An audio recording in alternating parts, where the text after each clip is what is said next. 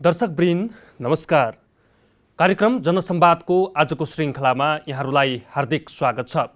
जनसंवादको आजको श्रृङ्खलामा Nepal communist party नेकपा भित्र देखिएको तिक्तता र पार्टी फुटको अन्तिम संहारमा पुग्दै गर्दा दुई पक्षमा विभाजित भएको छ र एकले अर्कोलाई कटाक्ष गर्ने, एकले अर्कोलाई आफू चाहिँ संस्थापन रहेको, अर्को इतर रहेको भन्ने टीका टिप्पणी गरिरहँदाखेरि आजको दिनमा जनताले बहुमत दिएर 2/3 नजिक पुगाएको पार्टीले आफ्नो विरासत जोगाउन नसक्दा यति बेला नेता, कार्यकर्ता, जनतामा एक किसिमको निराशा छाएको छ।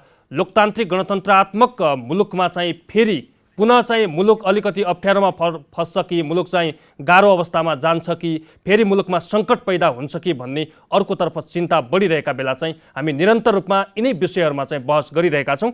आज पनि हामी नेकपाको पछिल्लो समय देखिएको सिनारियोमा आधारित रहेर कुराकानी गर्नेछौँ, जसका निम्ति नेपाल कम्युनिस्ट पार्टी नेकपाका प्रवक्ता, अहिले चाहिँ दाहाल नेपाल पक्ष भनिएको छ नारायण काजी श्रेष्ठलाई मैले स्टुडियोमा निम्ति आएको छु। श्रेष्ठजी, यहाँलाई स्वागत छ। धन्यवाद। विशेष गरी जुन सङ्घर्ष अहिले पछिल्लो समय देखियो, यो चाहिँ हेर्दाखेरि जनताले अपेक्षा समेत गरेका थिएनन्, तपाईँहरूले समेत अपेक्षा नगरेको चाहिँ दृश्य देखियो। यसको पछाडि चाहिँ यो के कारणले खेल्यो, यो के कारक तत्त्वले चाहिँ यति चाँडै चाहिँ विघटनको स्थिति सामना गर्नु पर्यो तपाईँहरूले? यतिबाट सुरु गरौँ। अब हामीले दुईटा तात्कालीन पार्टीहरू नेकपा एमाले र नेकपा माओवादी केन्द्रलाई एकताबद्ध गर्ने पहल गरेर त्यो सङ्कल्प गर्दै चुनावमा गएका थियौँ। चुनावमा जनताले जनादेश दियो र हाम्रो कार्यकर्ता र शुभेच्छुक जनताले पार्टी एकताको आदेश पनि दियो।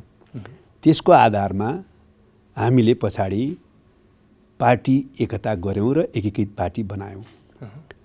कहीँ दुईटा कुरा सुरुदेखि नै हामीलाई थाहा नभएको होइन। एउटा, नेपाली कम्युनिस्टहरूलाई सबैलाई एउटै केन्द्रमा राखेर एकीकृत कम्युनिस्ट पार्टी निर्माण गर्ने प्रक्रियामा अगाडि बढ्दा कम्युनिस्ट आन्दोलन भित्रैबाट र कम्युनिस्ट आन्दोलन बाहिरबाट पनि यसलाई असफल बनाउन प्रयत्न गर्छन् भन्ने हामीलाई लागेकै थियो।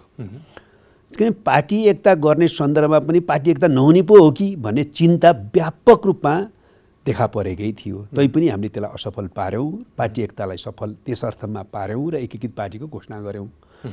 त्यहाँ बाहिरको प्रयत्नलाई हामी त असफल पार्यौँ, तर पार्टी एकतालाई क्रान्तिकारी दिशातिर अगाडि बढाउने, विधि र पद्धतिसम्म ढङ्गले अगाडि बढाउने सन्दर्भमा पार्टीभित्रैबाट समस्या देखा पर्यो र अहिलेको यो स्थिति देखा पर्यो।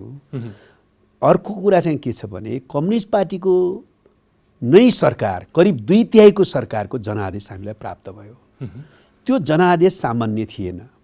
त्यो जनादेश चाहिँ नेपालमा सामन्तवाद विरुद्ध लोकतान्त्रिक क्रान्ति, निरङ्कुश तन्त्र विरुद्ध लोकतान्त्रिक क्रान्ति, राजतन्त्र विरुद्ध लोकतान्त्रिक क्रान्तिको नेतृत्व अन्ततः कम्युनिस्टहरूले गरे। नेपालको सबै प्रजातन्त्रवादी वा लोकतन्त्रवादी भन्ने शक्तिहरूसँग पनि मिलेर यो क्रान्ति सफल पारियो। त्यसका उपलब्धिहरूलाई संविधानमा संस्थागत गर्ने काम गरियो भने यो राजनीतिक उपलब्धिहरूलाई सामाजिक आर्थिक क्षेत्रमा विस्तारित गरेर समृद्ध नेपाल, विकसित नेपाल बनाउने कामको जिम्मेवारी पनि कम्युनिस्टहरूले नै लिऊ भनेर जनताले जनादेश दियो। यो धेरैलाई पछि साध्य भएको थिएन। विश्वमा एउटा नयाँ ऐतिहासिक अवसर नेपाली कम्युनिस्टहरूलाई प्राप्त भयो कि आफैले नेतृत्व गरेर सम्पन्न गरेको नयाँ ढङ्गको लोकतान्त्रिक क्रान्ति, नयाँ ढङ्गको लोकतान्त्रिक प्रणालीलाई संस्थागत गरेको नयाँ संविधान, त्यो नयाँ संविधानलाई क्रियान्वयन गरेर समाजवाद उन्मुख सामाजिक आर्थिक रूपान्तरण गर्ने ऐतिहासिक जिम्मेवारी हाम्रो काँधमा आयो। यो धेरैलाई पछ्या थिएन। तर हामीले पार्टी एकतालाई असफल पार्न चाहने र कम्युनिस्ट पार्टीकै नेतृत्वमा सामाजिक आर्थिक रूपान्तरणको प्रक्रिया र समाजवादको दिशाको यात्रा नचाहने तागत र प्रवृत्तिहरूको विरुद्ध सङ्घर्ष गरेर पार्टी एकतालाई सफल बनाउनु थियो। सामाजिक आर्थिक रूपान्तरणको प्रक्रियालाई समाजवादको दिशातिर लैजानु पर्ने थियो। दुःखका साथ भन्नुपर्छ, त्यो काम पार्टीभित्रैको पार्टी एकता विरोधी गुटवादी प्रवृत्ति र कम्युनिस्ट आन्दोलनलाई विसर्जन गराउन खोज्ने प्रवृत्तिका कारणले असफल करिब हुन पुगेको दुःखद स्थिति छ। शक्ति र सत्ताकै कारणले गर्दाखेरि यो सिद्धान्तको त लडाइँ थिएन, यसै कारणले चाहिँ पार्टी विभाजन हुन पुग्यो। यो कुरा चाहिँ अहिले त धेरै प्रष्ट भइसकेको छ। अन्तत यो विचार, सिद्धान्त, राजनीति, नीति निर्णयता, मूल्य मान्यता, देश र जनताप्रतिको निष्ठा नै यो पार्टीभित्रको अन्तर्विरोध र अन्तर्सङ्घर्षमा अन्तर्निहित रहेछ भन्ने अहिले प्रश्न भयो नि, होइन? हामी सबैले मिलेर यत्रो ठुलो बलिदानीपूर्ण सङ्घर्ष गरेर प्राप्त गरेको ऐतिहासिक राजनीतिक परिवर्तन र त्यसलाई संस्थागत गर्ने संविधानमाथि नै आक्रमण गरियो नि त। त्यसकारणले त्यो के व्यक्तिहरूको झगडा मात्रै रहेछ त? यो त अग्रगमनकारी प्रवृत्ति र प्रतिगामी प्रवृत्तिको बीच, क्रान्तिकारी प्रवृत्ति र प्रतिक्रान्तिकारी प्रवृत्तिको बीच वा रुझानको बीच सङ्घर्ष त रहेछ भन्ने त पुष्टि भयो नि त। त्यसै कारणले गर्दाखेरि हामीले जब पार्टी एकता गऱ्यौँ, समयमै साङ्गठनिकीकरण पनि पुरा हुन सकेन, पार्टी विधि पद्धतिमा संस्थागत ढङ्गले चल्न सकेन र पार्टी सक्रिय र गतिवान हुन सकेन। हामीले देख्यौँ पार्टीमा समस्या पर्यो। एकातिर सरकार चाहिँ पार्टीको राजनीतिक दस्तावेजमा आधारित राजनीतिक कार्यक्रम वास्ता गर्दैन, निर्वाचन घोषणापत्रलाई वास्ता गर्दैन र पार्टीको मार्गनिर्देशनमा सरकार चल्ने मूल मान्यतालाई वास्ता गर्दैन र जुन ढङ्गले सरकार चल्नुपर्ने हो कि नयाँ ऐतिहासिक अवसर विश्वमै जो हामीलाई प्राप्त भएको थियो, त्यो अवसरलाई कुनै पनि हालतमा चुक्न नदिने र त्यो अवसरलाई सदुपयोग दिशा जानु पर्थ्यो। त्यहाँ समस्या आयो। त्यहाँ समस्या देखेपछि हामीले हेरौँ पार्टी ठिक दिशातिर गइराखेको छैन, सरकारलाई जुन अवसर थियो त्यो अवसर पक्रने दिशातिर पनि, महान सम्मानलाई पक्ने दिशातिर पनि गइरहेको छैन भनेपछि पार्टीमा हामीले छलफल बहस चलायौँ। यो त भएन है। पार्टी र सरकारलाई विचार र नीतिको आधारमा चलाउँ, पार्टी र सरकारलाई विधि र पद्धतिको आधारमा चलाउँ। कम्युनिस्ट आन्दोलनमा र हाम्रो पार्टीमा भ्रष्टीकरणको प्रक्रिया धेरै तीव्र भएर जान थाल्यो। म, मेरो पद, मेरो सत्ता, मेरो सुविधा, होइन म भन्ने व्यक्तिवाद बढेर गयो, भ्रष्टीकरण बढेर गयो। त्यसलाई पनि हामीले नियन्त्रण गरेर रूपान्तरणको क्षेत्र लैजानु पर्यो भनेर हामीले बहस सुरु गऱ्यौँ, छलफल सुरु गऱ्यौँ र पार्टीमा एक प्रकारको अन्तर्विरोध देखा पर्यो। त्यो अन्तर्विरोधलाई समाधान गर्न हामीले अन्तर्सङ्घर्ष अगाडि बढायौँ। त्यो अन्तर्सङ्घर्ष र अन्तर्विरोध मैत्रीपूर्ण नै थियो र मैत्रीपूर्ण ढङ्गले नै समाधान हुनुपर्छ हामीले भन्यौँ। अन्तर्विरोध र अन्तर्सङ्घर्ष देखा पर्ने साथ त्यो मैत्रीपूर्ण होइन है भनेर शत्रुपूर्णलाई व्याख्या गर्ने र पार्टीमा अन्तर्विरोध हुँदै हुँदैन, पार्टीलाई रूपान्तरण गर्न अन्तर्सङ्घर्ष चाहिँ सञ्चालन गर्नै हुँदैन भन्ने एउटा प्रवृत्ति देखा परिराखेको थियो। त्यो प्रवृत्तिले अहिले एकातिर हामीले यत्रो ठुलो सङ्घर्ष गरेर प्राप्त गरेको राजनीतिक परिवर्तनमाथि आक्रमण गर्यो, संविधानलाई प्रहार गरेर असंवैधानिक ढङ्गले प्रतिनिधि सभा विघटन गर्ने काम गर्यो। त्यो असंवैधानिक ढङ्गले प्रतिनिधि सभा विघटन गर्ने काम संविधानमाथिको आक्रमण र प्रतिगामी कदम मात्रै होइन, नेपाली जनताको जनादेश विपरीत कदम पनि हो भने अर्कोतिर यत्रो महान क्रान्तिकारी उद्देश्यलाई केन्द्रबिन्दुमा राखेर ठुलो मेहनतले गरिएको पार्टी एकताका विरुद्ध कम्युनिस्ट आन्दोलनलाई विसर्जन गराउने दिशातिर धकेल्ने गरी प्रहार गरियो। त्यसैले अहिले हामीले यहाँले भन्नुभयो गैर संवैधानिक प्रतिगामी कदमका विरुद्ध र कम्युनिस्ट आन्दोलनको एकीकरण विरोधी र कम्युनिस्ट आन्दोलनको सुदृढीकरणका विरोधी विसर्जनवादी प्रवृत्तिका विरुद्ध सङ्घर्ष गर्नु परिरहेको छ। वाम एकतामा अराजक तत्त्वहरूले र त्यस्ता शक्तिहरूले चाहिँ आँखा लाउलान्, भोलि चाहिँ पार्टीलाई चाहिँ कमजोर तुल्याउनका निम्ति धेरै किसिमका चाहिँ क्रियाकलापहरू होलान् भनेर यहाँले भन्दै गर्दा प्रधानमन्त्री ओलीले पनि भोलि चाहिँ पार्टी विघटन गर्नका निम्ति, पार्टीमा गुट बनाउनका निम्ति चाहिँ के अरे प्रचण्ड, माधव नेपालको पनि फरक फरक गुट होला, उहाँहरू चाहिँ बलिया होलान् भनेर मैले पहिले नै यो अन्दाज गरिसकेको थिएँ भनेर उहाँले पनि त्यसो भन्ने, तपाईँहरू यताबाट पनि त्यो ढङ्गले चाहिँ विश्लेषण गरिने भन्दाखेरि त पार्टी त एक न एक दिन त फुट्छ भन्ने चाहिँ प्री प्लान नै पहिलादेखि नै कल्पना रहेछ। त्यस्तो होइन। हामीले भनेको के हो भने यो हाम्रो पार्टी एकता सामान्य दुईटा पार्टी मिलाएर ठुलो पार्टी बनाउने, ठुलो पार्टीका हामी नेताहरू हुने वा ठुलो पार्टीको चुनाव जितेपछि कोहीलाई प्रधानमन्त्री, कोहीलाई मुख्यमन्त्री, कोहीलाई मन्त्री, कोहीलाई सांसद, कोहीलाई प्रदेशसभाको सदस्य बनाउन पार्टी एकता गरे होइन नि। पार्टी एकता गरेको निश्चित रूपमा नेपालको नयाँ ऐतिहासिक चरणको क्रान्ति प्रक्रिया अगाडि बढाउन अब हामीले सडकबाट संयुक्त मोर्चा गरेर होइन, शान्तिपूर्ण वैधानिक प्रतिस्पर्धाको बाटोबाट अगाडि बढ्नुपर्ने भएकोले, त्यसरी नै राज्यको नेतृत्व गरेर सामाजिक आर्थिक रूपान्तरणको प्रक्रियालाई अगाडि बढाउनु पर्ने भएकोले पार्टी एकता नै गर्नुपर्छ भन्ने हो। त्यसैले पार्टी एकताको अन्तर्निहित मर्म र उद्देश्य के थियो भने नेपालमा नयाँ मोडलको क्रान्तिको प्रयोग हामी अहिले गर्दैछौँ, त्यसलाई सफल पार्नु हो।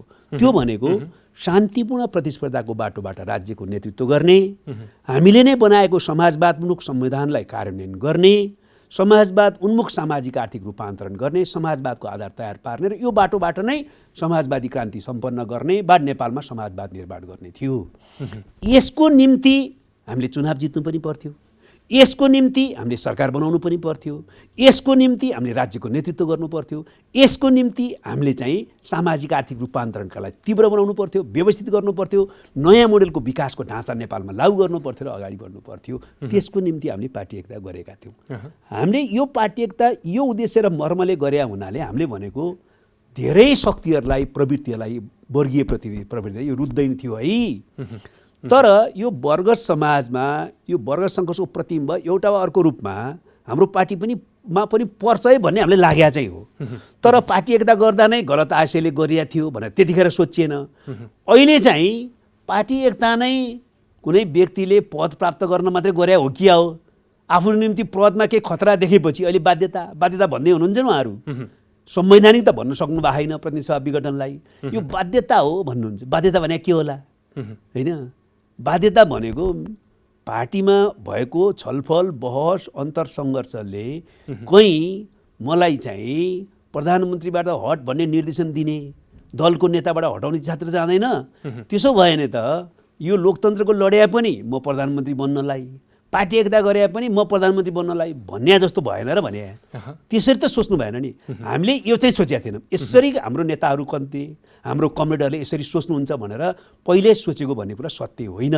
तर पार्टीभित्र विचार राजनीतिमा केही समस्याहरू हुन्छन्, त्यो समस्याहरू मैत्रीपूर्ण ढङ्गले छलफल बहस गरेर सङ्घर्ष गरेर रूपान्तरण गरेर हल गरौँला भन्नेमा हामी थियौँ।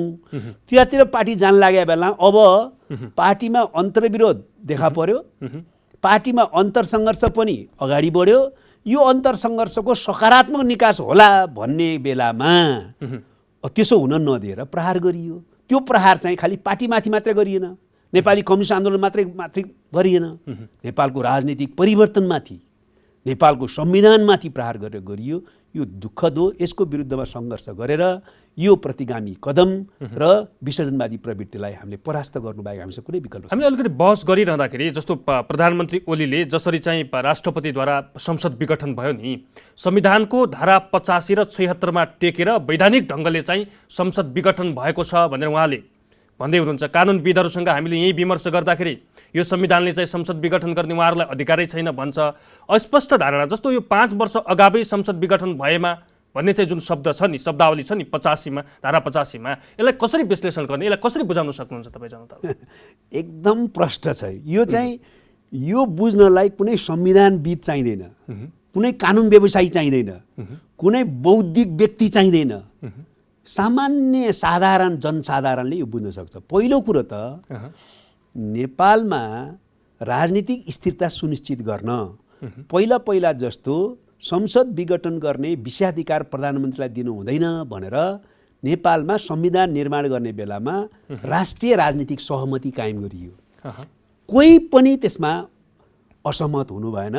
संविधान सभाभित्र, संविधान सभा बाहिर राष्ट्रिय राजनीतिक सहमति गरियो। अहिले पनि तपाईँ भिडियो क्लिपहरू संविधान सभाका अध्यक्ष होस्, हाम्रा अहिलेका अर्को गुटमा लाग्नुभएका नेताहरू होस्, देशको कुनै पनि राजनीतिक पार्टीका नेताले त्यसो नभनेको स्थिति छैन कि हामीले अब संविधान निर्माण गर्दा यस्तो व्यवस्था गऱ्यौँ कि अब कोही प्रधानमन्त्रीले स्वेच्छाचारी ढङ्गले आफूलाई अप्ठ्यारो पर्यो कि संसद विघटन गर्ने हतियार हामीले खोज्दियौँ भनेर सबैले भने हो। सबैले हेरे हुन्छ, पत्रिका पढे हुन्छ, अहिले पनि भिडियो क्लिपहरू हुन्छ। यो सर्वसम्मति भयो। अब संविधानको धारामै जाउँ।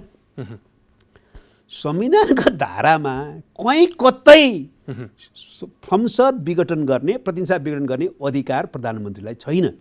तर त्यो विघटन शब्द लेखा छ नि त त्यहाँ भन्दाखेरि कुनै कागजमा कोही मान्छे मृत्यु भएको अवस्थामा भनेर लेख्यो भने मार्न पाइन्छ भने जस्तो कुरा भयो त प्रश्नमा त। त्यो त कुरा नै एकदम यो संविधानले धारा 76ले प्रष्ट भनेको छ कि एउटा अवस्थामा संसद विघटनको कल्पना गरेको छ, विघटन हुने स्थितिको कल्पना गरेको छ, विघटन गर्ने होइन, विघटन गर्ने विशेषाधिकार होइन। कुन अवस्थामा त भन्दाखेरि जब निर्वाचन पछाडि बनेको प्रतिनिधि सभाले सरकार बनाउन सक्दैन, सरकारै बनाउन नसक्ने प्रतिनिधि सभा विघटन हुने स्थितिको कल्पना गरेको छ। धारा 76(1) ले भन्छ जुन पार्टीको बहुमत प्राप्त हुन्छ त्यसको दलको नेता प्रधानमन्त्री हुन्छ, सिद्धियो।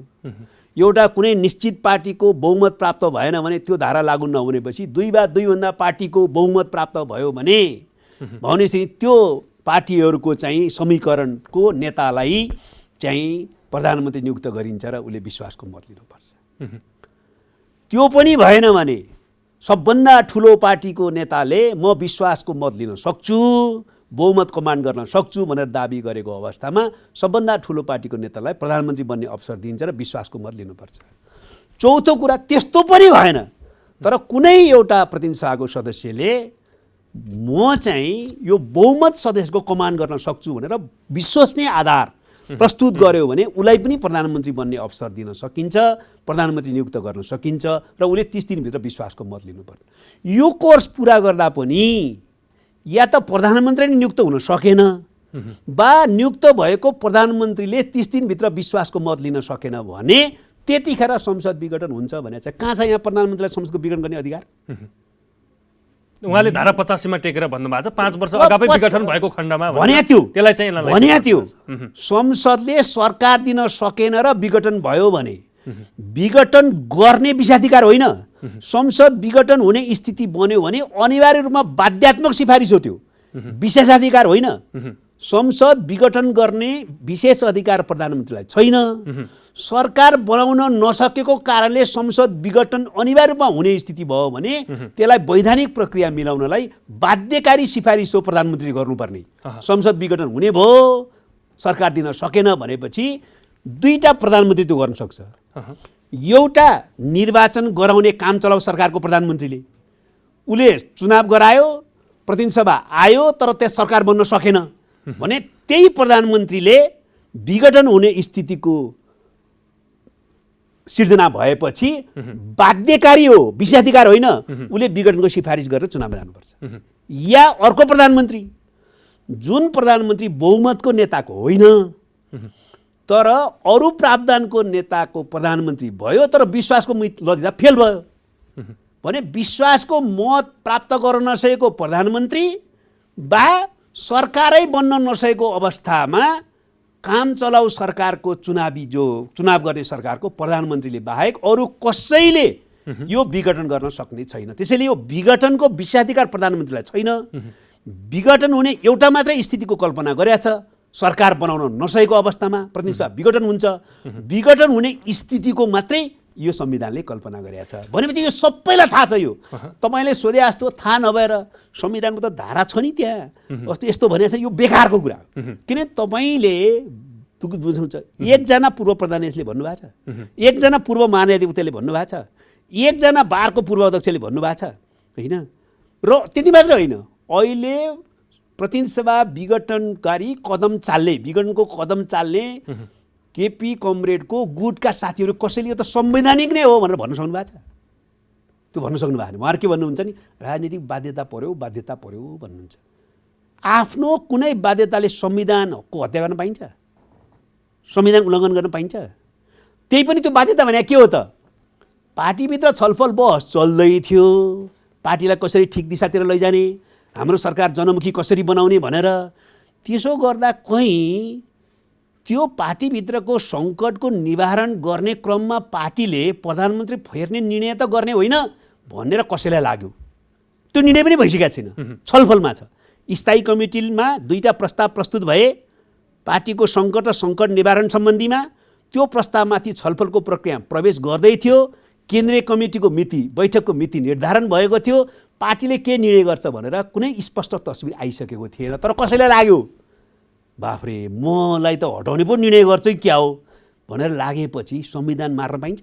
तपाईँहरू चाहिँ बाध्यता बन्नुभयो, उहाँका लागि तपाईँ चाहिँ एकदम बाध्यात्मक परिस्थितिमा प्रधानमन्त्रीलाई पुर्याउनेमा चाहिँ तपाईँहरू लाग्नुभयो? होइन, संसद सुचारू भयो भने अविश्वासको प्रस्ताव लैजाने। एउटा कम्युनिस्टले, एउटा डेमोक्रेटले पार्टीको विधान र देशको संविधान मान्ने कि म भए हुन्छ संविधान पनि ठिक छ, म भए हुन्छ पार्टीको विधान पनि ठिक छ, पार्टीको विधान पनि मेरो लागि संविधान पनि मेरो लागि भन्न मिल्छ भने म त सरल कुरा हो कि यो। अरू कुरा हामी छलफल बहस गरौँला, हाम्रा पनि कमी कमजोरी भए जनताले देखेका छन्, त्यस्तो भए जनताले भन्छ, पार्टीका अरू साथीहरूले पनि भन्छ, हामी छलफल बहस गरौँला। तर मेरो अनुकूलता भएन भनेर संविधान मार्न पाइन्छ, संविधान उल्लङ्घन गर्न पाइन्छ? तपाईँहरूले पनि उहाँले चाहिँ महाधिवेशन पछाडि म प्रधानमन्त्री छोड्छु होइन, पार्टी अध्यक्ष समेत छोड्छु भनेर उहाँले बोलिरहँदाखेरि तपाईँहरूलाई तुरुन्तै के अरे यतातिर प्रचण्ड खेमालाई भनौँ तुरुन्तै प्रधानमन्त्री चाहिने, तुरुन्तै सरकारमा जान पर्ने, कार्यकारीको भूमिका पनि राम्रोसँग निर्वाह गर्न नसक्ने भन्ने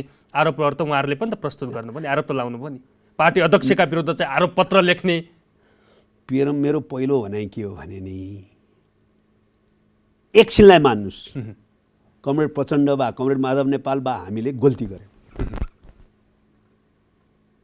पार्टीभित्रको समस्याको कारणले, पार्टीभित्र कुनै गलत प्रस्ताव आयो भन्ने कारणले उहाँले संविधान उल्लङ्घन गर्न पाउनुहुन्छ?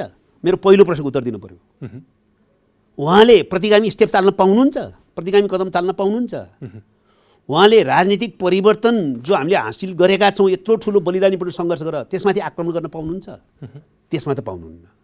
अब र पार्टीभित्र हामीले गल्ती गरेका थियौँ उहाँले भन्ने कुरा, पार्टीभित्र त अन्तर्विरोध त देखिया थियो, अन्तरसङ्घर्ष भएको थियो। त्यहाँ दुईवटा धारा थियो, पार्टीभित्र अन्तर्विरोध देखा पर्यो, अन्तरसङ्घर्ष देखा पर्यो कि त्यो शत्रुतापूर्ण हो भन्ने धारा। हामीले चाहिँ होइन, पार्टीभित्र त छलफल बहस त हुनैपर्छ नि। एउटा जीवित पार्टीमा छलफल बहस हुनुपर्छ, अन्तर्विरोध देखा पर्छ, त्यो अन्तर्विरोधको समाधान सकारात्मक अन्तरसङ्घर्ष, मैत्रीपूर्ण अन्तरसङ्घर्षद्वारा हुनुपर्छ। हामी त्यो प्रक्रियामा जानुपर्छ र पार्टीले जे निर्णय गर्छ सबैले मानौँ। पार्टीको विधान दलको विधानअनुसार प्रधानमन्त्री फेर्ने भए पार्टीले मात्रै निर्णय गर्न हुँदैन, पार्टीले त अनुरोध गर्न सक्छ। दलको विधान सम्मत ढङ्गले दलको बैठकबाट निर्णय गरिन्थ्यो, त्यो त डेमोक्रेटिकली मान्नु पर्यो नि त, मान्नु पर्दैन थियो। अनि त्यहाँ जानै नदिकन, पार्टीको बैठकले निर्णयमा पुग्नै नदिकन, दलको बैठक हुनै नदिकन आफै एउटा अनुमानको भरमा कि मेरो प्रतिकूल निर्णय हुँदैछ भन्ने भरमा अनि संसदीय विघटन गरिदिने। संविधान कसरी हत्या गर्ने क्या भने आफ्नो निम्ति, कसरी यत्रो राजनीतिक उपलब्धि र अधिकारमाथि आक्रमण गरेर प्रतिगमनको आधार तयार पारिदिने क्या? त्यसो गर्न मिल्छ त? त्यसकारण पार्टीभित्र छलफल गरेर निष्कर्ष नै निस्केको थिएन पहिला कुरा त। त्यसको निम्ति तयार हुनु पर्थ्यो। पार्टीले निर्णय गर्दा म मान्छु भन्नुपर्छ एउटा कम्युनिस्ट नेताले, एउटा लोकतान्त्रिक नेताले। पार्टी चाहिँ आफ्नो मुठीको हो र? पार्टीले जे निर्णय गर्छ विधान सम्मत, संसद दलले जे निर्णय गर्छ त्यो मलाई मान्छु, मेरो कुरा चाहिँ यो हो, मलाई काम गर्न दिएन उहाँलाई लागेको छ भने काम गर्न दिएन, जबकि त्यो सत्य होइन, उहाँलाई लागेको छ भने प्लिड गर्ने, कन्भिन्स गर्ने प्रयत्न गर्ने, पार्टीको कमिटीमा बहुमत कमान्ड गर्न प्रयत्न गर्ने, दलभित्र बहुमत कमान्ड गर्न प्रयत्न गर्ने, भएन भने पार्टी र दलले जे निर्णय गर्छ म मान्छु भन्ने पो जानुपर्छ। त्यहाँ बहस छलफल गरेर निकास निकाल्नुको सट्टा अनि संविधानमाथि नै आक्रमण गरिदिने, यो देश कतातिर जान्छ? हामीले किन 7 दशक सङ्घर्ष गरे भने क्या? 7 दशक लड्या होइन हामीले, लोकतन्त्रको निम्ति लड्या होइन। यही हो त लोकतन्त्र। 71 वर्षपछि आएको विरासत थियो यो तपाईँहरूको लागि। हो त, नेपालमा सबैलाई थाहा छ के, दुनियाँ जम्मैलाई थाहा छ। हामीले चर्को स्वरले गरे हो। नेपालमा अब कुनै प्रधानमन्त्रीले संसद विघटन गर्न पाउँदैन, त्यस्तो संविधान बनायो भने सबैले भने होइन भने, आफूलाई स्वराक परेन भनेर संविधानै फालिदिने, त्यसो गर्न चाहिँ मिल्दैन। अझै पनि सोच्नुपर्छ भन्ने छ। पार्टीको बारेमा छलफल होस्, पार्टीको भित्र बहस छलफल, अन्तर्विरोध, अन्तरसङ्घर्षलाई शत्रुतापूर्ण होइन मैत्रीपूर्ण बनाउनुपर्छ। त्यसमा कुनै एउटा पक्ष मात्रै पुरै दोषी नहुन सक्छ, मूलभूत रूपमा दोषी भयो भने अर्को पक्ष पनि कमी हुनसक्छ हाम्रै पनि। त्यसको समीक्षा गर्ने, यत्रो ठुलो क्रान्तिकारी उद्देश्यलाई केन्द्रबिन्दुमा राखेर, महान क्रान्तिकारी उद्देश्यलाई केन्द्रबिन्दुमा राखेर मेहनत गरेको पार्टीलाई चाहिँ अप्ठ्यारोको बिचमा पनि, उतार चढावको बिचमा पनि, उखड बाखडको बिचमा पनि अगाडि बढाउँ भनेर मेहनत गर्नुपर्ने बेलामा पार्टीलाई पनि गुटबादी प्रहार गर्ने र कम्युनिस्ट आन्दोलनलाई विसर्जनको दिशातिर धकाल्ने खोज्ने, त्योभन्दा ठुलो कुरो संविधान र राजनीतिक परिवर्तनमाथि आक्रमण गर्न त मिल्दैन। अस्ति प्रधानमन्त्रीको एउटा स्पिच आएको थियो अपरिपक्व शैलीमा, जसलाई चाहिँ उहाँहरू यदि आउनुभयो भने थान्कोमा सुताइन्छ भन्ने ढङ्गले चाहिँ उहाँले स्पिच बोल्नु भएको थियो।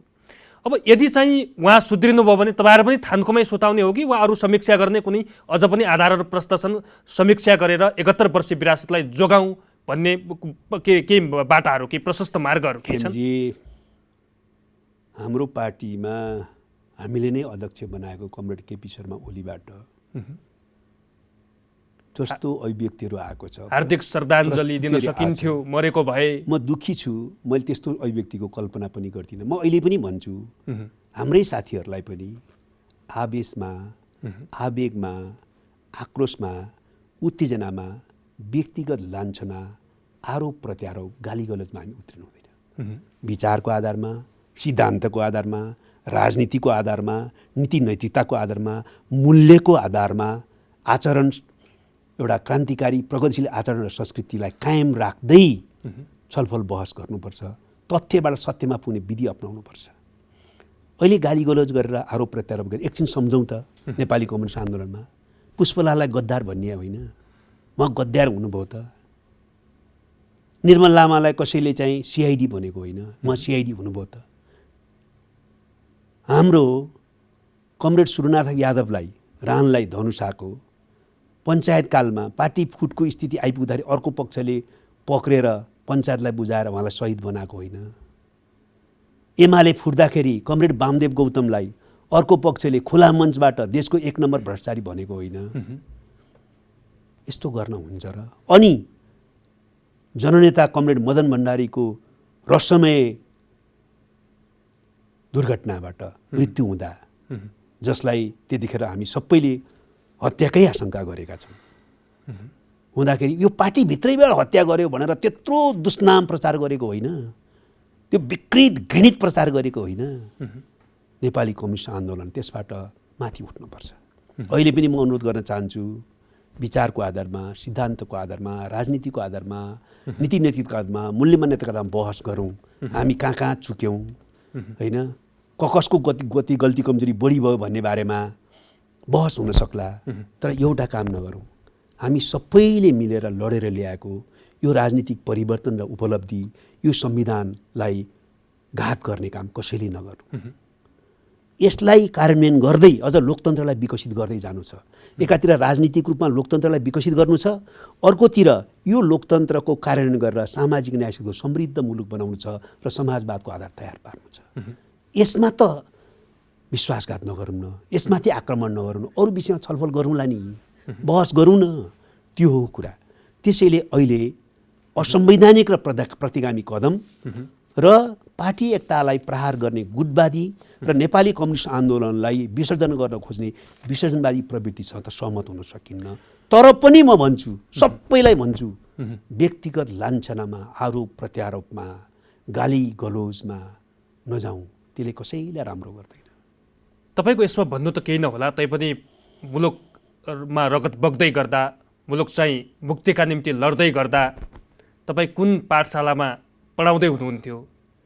त्यस्तो मान्छेले सङ्घर्षको संयोजकत्व गर्न सक्छ 2501 जनाको भन्दा डाइरेक्ट तपाईँको नामै लिएर, नामै तोकेर प्रधानमन्त्रीज्यूको स्पिच आएको थियो, के भन्नु छ यसमा? मलाई यो व्यक्तिगत रूपमा कसले के भन्छ त्यसमाथि त्यति टिप्पणी गर्न रुचि छैन होइन। म रुचि उपयुक्त पनि ठान्दिनँ। जहाँसम्म सङ्घर्ष गरे हो, त्यसो गर्दाखेरि उहाँले भने जस्तो हेर्ने कोणबाट हो भने धेरै कुरा भन्न सकिन्छ। मैले त गणतन्त्रको सङ्घर्षमा हामी लाग्दाखेरि गणतन्त्रको आन्दोलनको विरुद्ध उहाँले बैलगाडा चढेर अमेरिका पुगिन्छ भनेर गणतन्त्र विरोधी टिप्पणी गरेको कुरालाई विस्मृतिको गर्भमा राखिसक्या हुँ। उहाँले हामीले संयुक्त सङ्घर्ष गरौँ, जनयुद्धलाई पनि शान्ति प्रक्रियामा ल्याउँ माओवादीलाई र संयुक्त सङ्घर्ष गरौँ भनेर भन्दाखेरि उहाँले के अभिव्यक्ति दिनुभएको थियो त्यो सबै रेकर्डेड छ। तर हामी विस्मृतिको गर्भमा राख्न चाहन्छौँ, विस्मृतिमा धकेलिन चाहन्छौँ। अब हामी त मेरै पर्सनली कुरा गऱ्यो भने म कुनै दाबी गर्न चाहन्न। म म एउटा साधारण मान्छे हुँ, तर निरङ्कुशतन्त्रको विरुद्ध, शोषण उत्पीडनको विरुद्ध, वर्गीय, जातीय, क्षेत्रीय, लैङ्गिक उत्पीडनको विरुद्ध सत्यको पक्षमा सङ्घर्ष गर्ने क्रममा अगाडि बढिराखेका छु। मेरो जीवनलाई मैले मुक्ति यात्रा ठान्छु र मेरो राजनीति मुक्ति यात्राको अभिन्न अङ्ग हो। त्यसैले मैले धेरै ठुलो महान काम गरेँ म ठान्दिनँ, तर म 15 वर्षको भर्खर क्रस गरेको थिएँ। 16 वर्षको उमेरमा निरङ्कुशतन्त्र विरोधी सङ्घर्षमा म केन्द्रीय कारागारमा परेँ। त्यही बेलामा क्याप्टेन यज्ञबहादुर थापासँग मेरो भेट भयो। उहाँसँग भेट हुने मलाई गर्व लाग्छ। कति हँसिलो हुनुहुन्थ्यो, फाँसीको सजाय सुनाइसकेका थियो। त्यस पछाडि मैले राजकाज मुद्दा खपेँ। त्यसपछि मैले फेरि 36 सालमा चाहिँ जेल बसेँ। त्यसपछि राजकाज मुद्दा खपेँ। त्यसपछि पुलिसका धेरै लाठीहरू खाएँ होइन। अहिले पनि यहाँ काँडे तारमा पुलिसले फालिदिएको दागहरू छन् र थुप्रै वर्ष भूमिगत अर्धभूमिगत भएर सङ्घर्ष गरेँ र लगातार सङ्घर्षमा छु। सङ्घर्षलाई यान्त्रिक ढङ्गले बुझ्ने उहाँका लागि पार्टी निर्माण तिमीले गरे हो, तिमी त जेलमा थियौ, हामीले गरे पार्टी निर्माणमा आएर बडो चाहिँ नेता हुने भन्यो भने के गर्नुहुन्छ उहाँ। तर त्यो यान्त्रिक बुझाइ हो। मैले त्यसरी भन्न उचित हुन्न भन्न ठान्छु। अब हामी त्यसैले हामी सङ्घर्षमा छौँ। अब निष्कर्षमा पुगौँ। राष्ट्रपतिले मध्यावधि निर्वाचन तोक्नु भएको छ वैशाख 17 र 27। संवैधानिक इजलासमा सर्वोच्चमा चाहिँ दर्जन बढी रिटहरू परेका छन् संसद विघटन विरुद्ध। न्यायालयप्रतिको एकापट्टिको त्यो विश्वास, अर्कोपट्टि तोकिएको मध्यावधि निर्वाचन। उहाँले त भन्नुभयो मध्यावधि निर्वाचन कुनै पनि हालतमा हुन्छ, गराएरै छोड्नुपर्छ, अब चाहिँ संसद पुनर्स्थापना हुँदैन भनेर अभिव्यक्ति दिएर हिँड्नुहुन्छ। तपाईँले फेरि पनि अझै पनि समीक्षा गर्ने बेला, अझै पनि समीक्षा गर्ने त्यो माहौल बन्न सक्छ। कम्युनिस्टको उपलब्धिलाई, 71 वर्षीय उपलब्धिलाई जगर्ना गर्नुपर्छ भनेर तपाईँहरू जस्ता व्यक्तिहरू पनि यो पार्टीमा हिँड्दै गर्दाखेरि उहाँले चाहिँ अब कुनै पनि हालतमा संसद पुनर्स्थापना गर्नै सकिन्न, त्यो बाटो हामीले छोडिसक्यौँ भन्दै गर्दाखेरि अबको राजनैतिक यात्रा र भविष्य कता? होइन, कमरेड केपी ओलीले अहिले नै पश्चाताप गरेर आत्मालोचना गरेर अब प्रस्तुत हुने बिन्दुमा उहाँ आइसक्नुभयो भनेर हामीले नसोचौँ न। अति भर्खर त असंवैधानिक प्रतिगामी कदम चाल्नु भए, आजै भयो मैले गल्ती गरेँ, यो पश्चाताप गर्छु, प्रतिनिधि सभा त बहाल हुनैपर्छ, सुचारू हुनैपर्छ भनेर भन्नुहोला भनेर अपेक्षा नगरौँ न। तर कुरो चाहिँ के हो भने संविधान सम्मत ढङ्गले प्रतिनिधि सभा सुचारू हुनु र नेपालको राजनीतिक उपलब्धिहरूलाई, राजनीतिक परिवर्तनको रक्षा गरेर अगाडि बढ्नुको कुनै विकल्प नेपाल र नेपाली जनतासँग छैन। संविधान सम्मत ढङ्गले संसद सुचारू हुन्छ, म 100% दाबीका साथ भन्न चाहन्छु। सम्मानित सर्वोच्च अदालतमा यो मुद्दा विचाराधीन छ। अदालतले स्वतन्त्र ढङ्गले संविधानका धाराहरूको आधारमा निष्कर्ष निकाल्छ र सही निष्कर्ष निकाल्छ भन्ने कुरामा ढुक्कसँग भन्न सकिन्छ। किन सर्वोच्च अदालत राज्यको सम्मानित अङ्ग हो, तर त्यो सम्मानित अङ्गले के को आधारमा निर्णय गर्ने? संविधानको आधारमा निर्णय गर्ने। संविधानको हुँदै नभएको कुरा त निर्णय गर्न त सक्दैन। त्यस कारणले हामी पूर्ण विश्वस्त छौँ कि शक्ति पृथकीकरणको सिद्धान्तको आधारमा काम गर्ने सम्मानित राज्यका संवैधानिक अङ्गहरूले संविधान र कानुनको आधारमा सही निर्णय गर्नेछन्। बरु त्यस्तो सही निर्णय गर्न नदिन कसैले कुनै प्रकारको दबाव सृष्टि गर्छ भने जनता उठेका छन्। संवैधानिक अङ्ग र संवैधानिक पदाधिकारीहरूलाई स्वतन्त्र र निष्पक्ष ढङ्गले काम गर्ने ग्यारेन्टी नेपाली जनताले गर्छ। ढुक्क भएर अगाडि बढ्छन्। संविधान सम्मत ढङ्गले संसद सुचारू हुन्छ, यो कुरा प्रष्ट छ। हस्, यहाँको महत्त्वपूर्ण समयका लागि म धेरै धेरै धन्यवाद दिन चाहन्छु। धन्यवाद। दर्शकवृन्द, कार्यक्रम जनसंवादको आजको अङ्कमा पछिल्लो समय नेकपाभित्र देखिएको पक्ष विपक्ष मत विमतिका विषयमा कुराकानी गऱ्यौँ र आजको समय चाहिँ सकिएको छ। हामीलाई बिदा दिनुहोस्। नमस्कार।